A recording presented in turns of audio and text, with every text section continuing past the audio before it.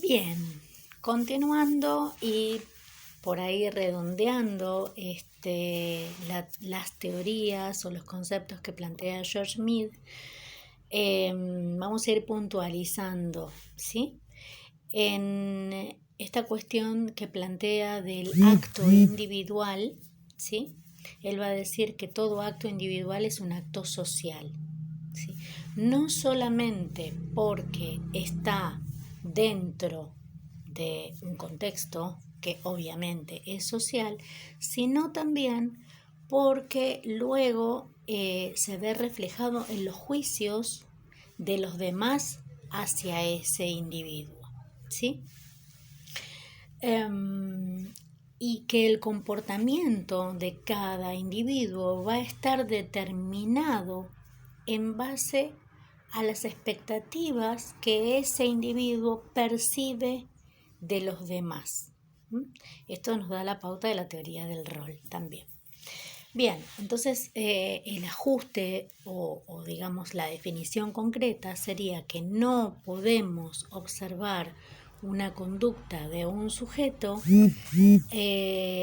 la unidad para poder analizar una conducta de un individuo dentro de lo social va a ser justamente desde un análisis psicosociológico.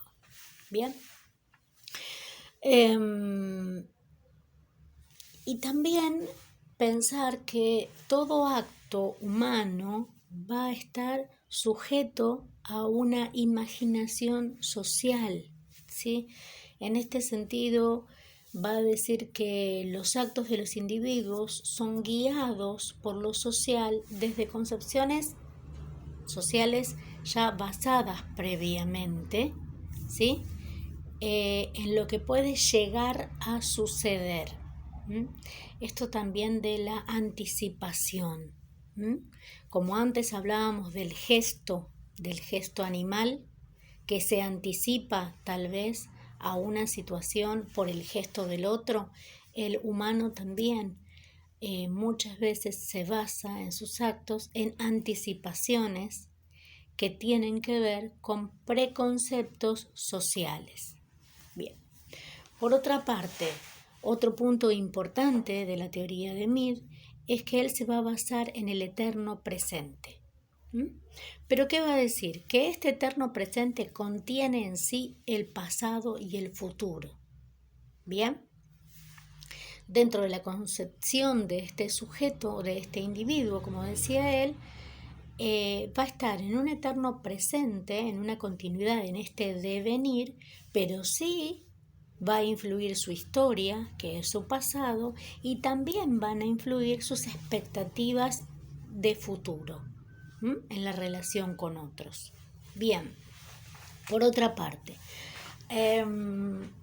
hay algo muy interesante que también se relaciona con otras teorías o otras disciplinas como lo es el psicodrama. Digo, todas estas cosas asociadas me parecen maravillosas, ¿no? De distintos autores que pueden confluir en ideas similares y que por ahí las plantean con otras palabras, pero que en realidad están significando lo mismo. Mead dice que desde como un aspecto dramatúrgico, el individuo va a desplegar sus roles, va a desplegar su personalidad y su conducta en un escenario social y que todos en cierta medida actuamos para un otro o para los otros, ¿sí? Como en un gran escenario. Esto es una de las bases o una de las teorías que plantea el psicodrama, ¿sí? Bien, entonces, pensemos todo esto que estuvimos hablando sobre, o estuve hablando sobre George Mead, cómo influencia a la psicología de ese momento, de esa época en Norteamérica, cómo luego trasciende, ¿sí? Y comienza a encontrar a otros pensadores en base a esas mismas ideas para luego nuestro Enrique Pichon Rivière tome todo esto y le ponga un nombre preciso y arme un concepto y, como les decía antes, esta epistemología convergente, ¿no? De los saberes que convergen para armar un esquema, ¿sí? Que se va a convertir en nuestro ECRO, ¿sí? Desde la parte conceptual, la C del ECRO. Bien. Para ir por ahí finalizando esta clase, se me ocurre pensar que George Mead fue un filósofo, ¿sí? Pero que, volviendo a palabras anteriores, fue un filósofo pragmático, el cual mediante la observación, mediante su pensamiento y su pregunta, plantea todos estos conceptos, ¿sí? Que saca al individuo de un acto reducido solamente a sus impulsos y lo lleva a un engranaje o a una articulación con pautas sociales, con el acto del otro, con el imaginario social, con tantas cosas que hacen que nos den por respuesta que todos estamos en un devenir y en un enlace con un otro, a la expectativa tal vez de ese otro o de esa sociedad o de ese contexto. La idea por ahí que les dejo para pensar es qué se hace con esto, porque él no plantea una técnica de cómo el sujeto puede salirse de este lugar tan reglado, tan estricto, tan ajustado que es el sujeto. Solamente actúa en base a la conducta de los otros. No plantea un dispositivo de cómo esto se puede transformar. Pero por ahí pienso, en este momento, se me ocurre, que así como él, partiendo de una familia y una base profundamente religiosa, luego va en búsqueda de otras respuestas, estudiando filosofía, transmitiendo filosofía, abriéndose más a los símbolos significantes, ¿sí? Desde la búsqueda de ese aprendizaje hizo una transformación.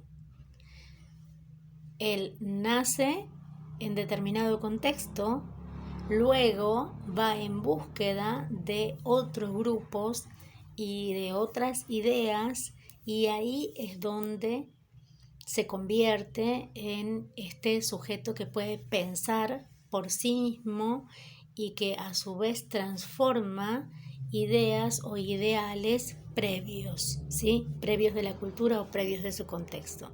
Entonces, por ahí pensar eso, ¿no?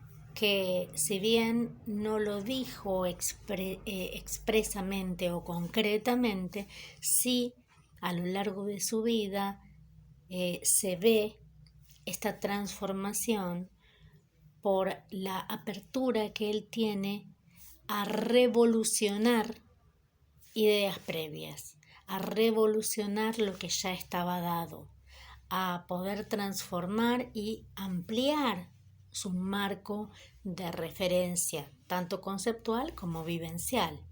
Bien, así que esta es por ahí la idea que quiero dejarles y los interrogantes que se puedan abrir en base a cómo actuar en función de esto y cómo articular esto en nuestra vida cotidiana. Bien, muchas gracias y en el próximo capítulo continuaremos con las teorías de otro padre de la psicología social, que es Kurt Lewin. Muchas gracias. Hasta pronto.